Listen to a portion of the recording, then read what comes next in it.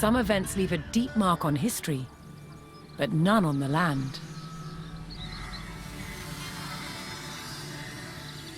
This is the site of the Battle of Hastings. After almost 1,000 years, no traces of the bloody conflict can be seen. But here, the fate of England turned. It's where a king was killed, and his victor claimed the throne.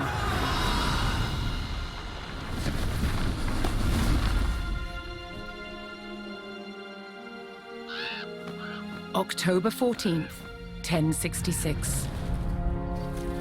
We know what happened here on this day, thanks to this.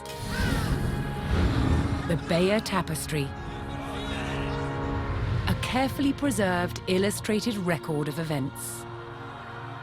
It shows the main players. Harold, the newly crowned Anglo-Saxon King of England, and his challenger, William, Duke of Normandy. William claimed the previous king had promised him the crown. So, he assembled an army and prepared to sail to England to fight King Harold for the throne. But a storm thwarted his plans. Meanwhile, Harold discovered that a Viking invasion had landed in the north. Another threat to his crown. So he raced to fight them. In France, William waited for the right conditions to sail across the Channel to England.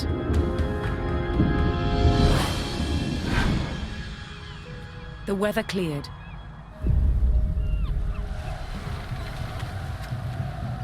He seized his chance.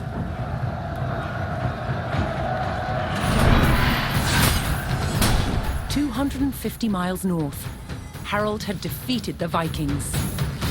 Now, hearing of William's arrival, his army sped south. At 9 o'clock in the morning, on this hill, William's Norman army were ready to do battle with Harold's Anglo-Saxon men. The stage was set, and up for grabs, England itself.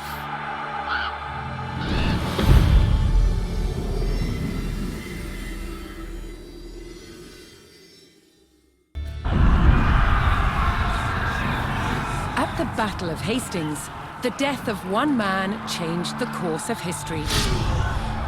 The Anglo-Saxon King Harold was killed here, on England's south coast. His army defeated by William of Normandy. Anglo-Saxon rule was over forever.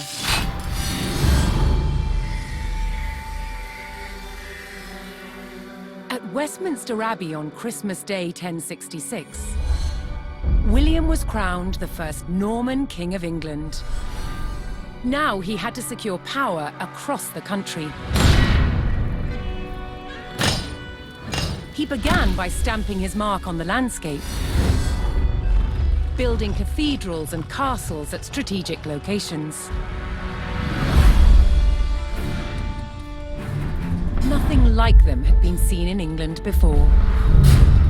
They reminded the Anglo-Saxon population exactly who was in charge. But not all were content with living under Norman rule. Anglo-Saxon revolts broke out across the country. King William acted quickly to crush these rebellions. But there was one region where dissent was spiraling out of control: the north of England. In 1069, a group of lords from Northumbria formed an alliance with Viking invaders. Together, they approached Norman-held York, a large city with an important cathedral, still protected by ancient Roman walls. But the walls couldn't save York. The city and the castle fell to the rebels. William's new kingdom was under threat. He had to get the city back under Norman control. William had no choice but to order his men north. But as the Norman forces set off on their long march towards York, how much resistance from the rebels would they encounter?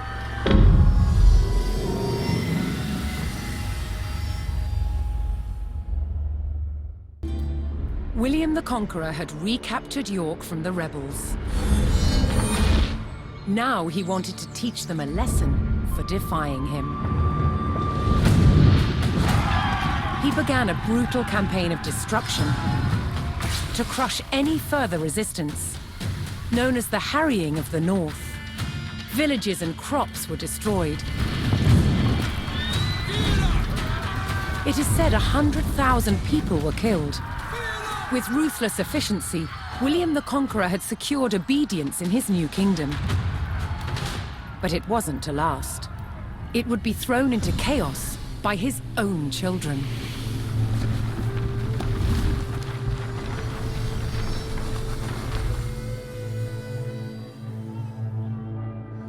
When William the Conqueror died in 1087, his favorite son succeeded him. King William II, known as William Rufus. But 13 years into his reign, disaster struck. While out hunting, he was killed.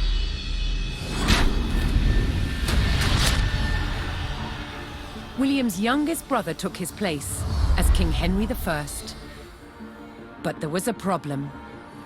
At the time, Henry's elder brother, Robert, Duke of Normandy, had been on crusade. When he returned, he was furious that Henry had grabbed the throne.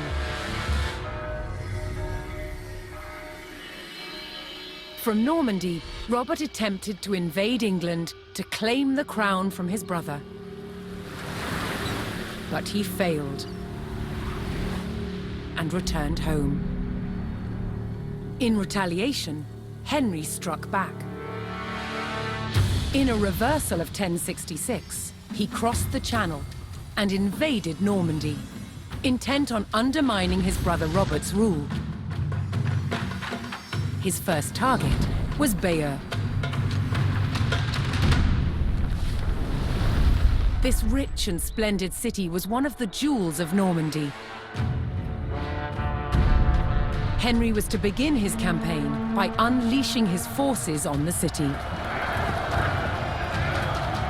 Bayeux was about to feel the wrath of the English army.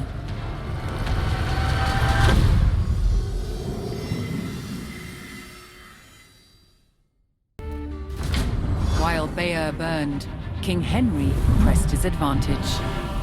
Seizing key fortifications and buying the loyalty of powerful lords, Henry loosened his brother's grip over Normandy.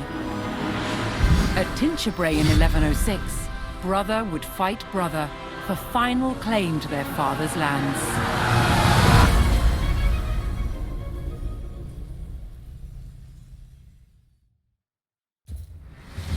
William the Conqueror's sons had resolved their long feud over Normandy, with King Henry wresting possession away from his brother. But the French King Louis VI would not accept Henry's heir as the future Duke of Normandy.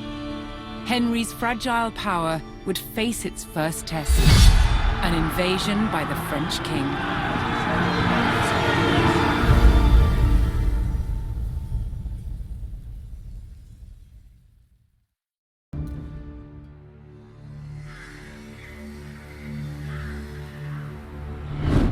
After England defeated the French at the Battle of Brémule,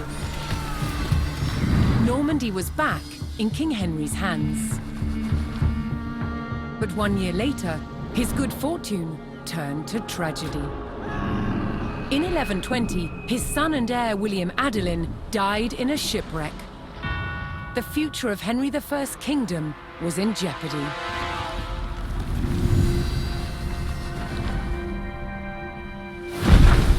Henry desperately needed a new heir. With no legitimate sons left alive, he broke with tradition and chose his daughter, Matilda. Henry forced his barons to swear an oath to accept Matilda as queen. But when the king died, they broke their promise. England would not be ruled by a woman. Matilda's cousin Stephen saw his chance and claimed the throne.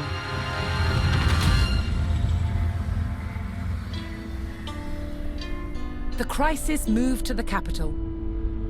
At Westminster Abbey, Stephen was crowned king, but Matilda wanted what was hers. She was also lining up powerful supporters who would fight Stephen for her right to rule. Their conflict engulfed England in civil war. Fighting raged throughout the land.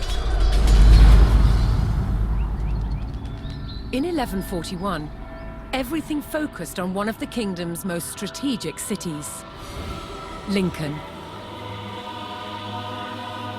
Matilda's allies had commandeered the castle. But King Stephen was determined to take it back. He besieged the castle. Stalemate. As dawn broke on February the 2nd, everything was about to change. Matilda's half-brother, Robert of Gloucester, raced to break the siege. As Robert's forces approached Lincoln, Stephen's army turned away from the castle to face them. Robert could win Matilda the crown, but only if his army could win the day.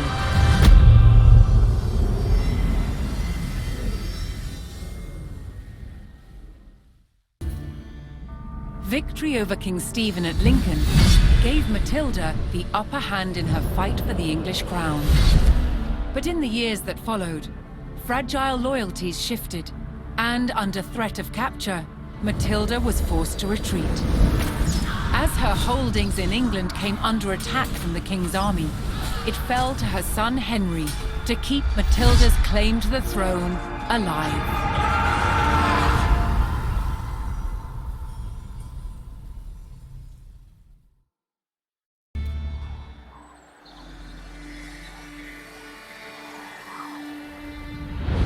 At Wallingford, in the shadow of the castle, Matilda's faction, commanded by her son Henry, proved it was still willing to fight King Stephen for the crown.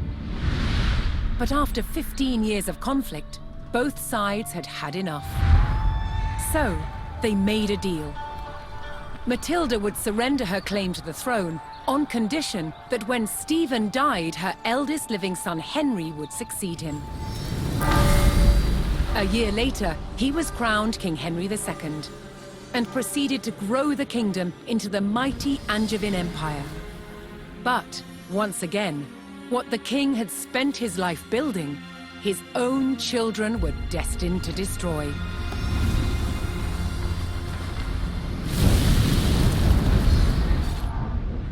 King Henry II had 4 surviving legitimate sons, and he planned to divide up his kingdom between them. But they fought bitterly for dominance. Against the odds, Henry's youngest son, John, became king. But King John was deeply unpopular.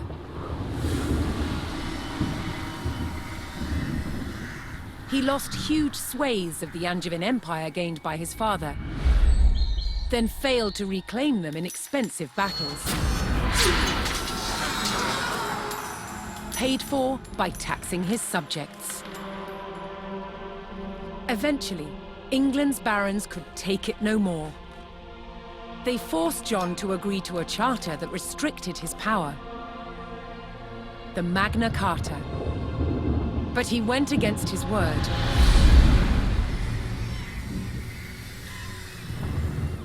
Furious, they rebelled, inviting Prince Louis of France to invade England. In 1216, Louis sailed to Dover and set his sights on taking this, Dover Castle.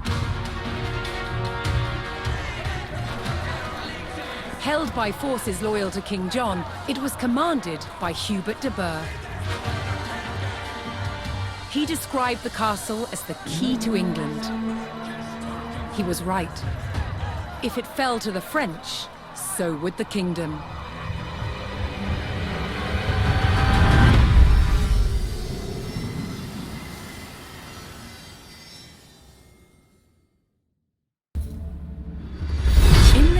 prior to the defense of Dover, King John's defiance of the Magna Carta had mired England in a rebellion known as the First Barons' War. Across England, barons broke ties with the crown and seized important cities, including Rochester. With his reign under threat, John deployed his forces to retake Rochester and capture the traitors.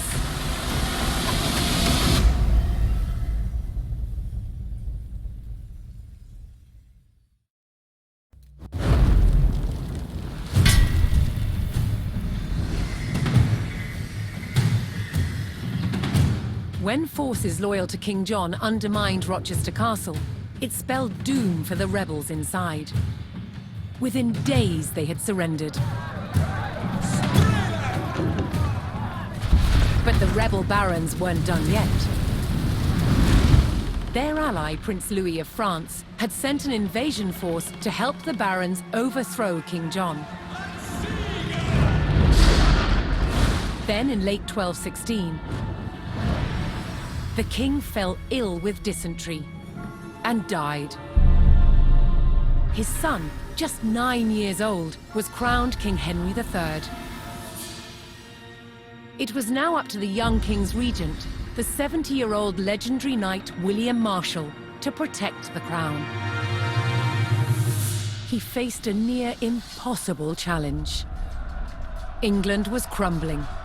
Rebels were taking town after town. But William Marshal bided his time and prepared to defeat the rebels. Then in May 1217, he got the chance that he'd been waiting for. William discovered that the rebels planned to simultaneously besiege both Dover Castle and Lincoln Castle.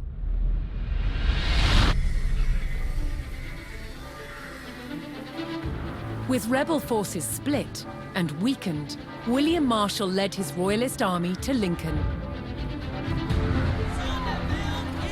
The castle on one side of the city was still controlled by royalists, under its formidable constable, Lady Nicola de la Haye. But the streets of the city were under rebel control.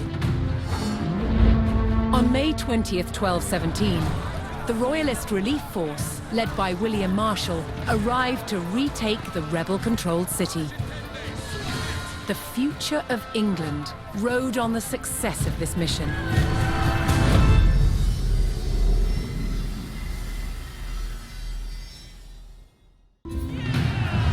William Marshal's success in retaking Lincoln was an overwhelming victory for the Royalists.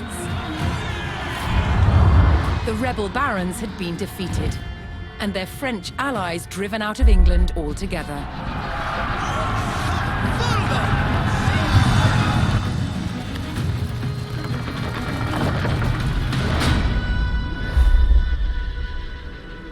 William Marshal now focused on creating a stable kingdom for the young King Henry III. To maintain the backing of the rebels, in 1217, a royal seal of approval was given to a reissued Magna Carta, limiting the power of the monarchy. Many barons held lands in both England and Normandy. But now they faced a choice. On which side of the Channel would they make their home?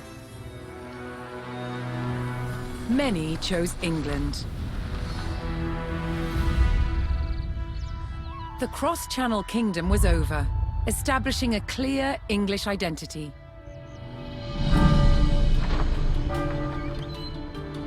But the impact of the Normans on England's evolution is still felt today. Almost 1,000 years later, the surviving Norman castles and cathedrals still dominate the landscape.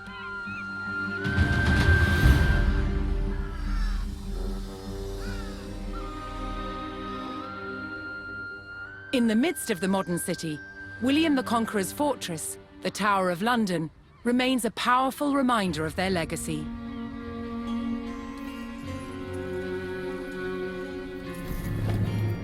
But it's the unseen influence of the Normans that endures.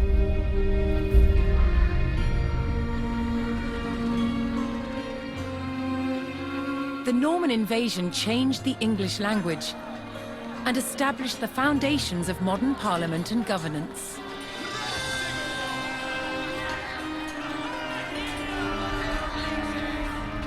And it's all because one man, William the Conqueror, claimed the English crown that he believed by rights was his. The Normans conquered a country and changed the course of England forever.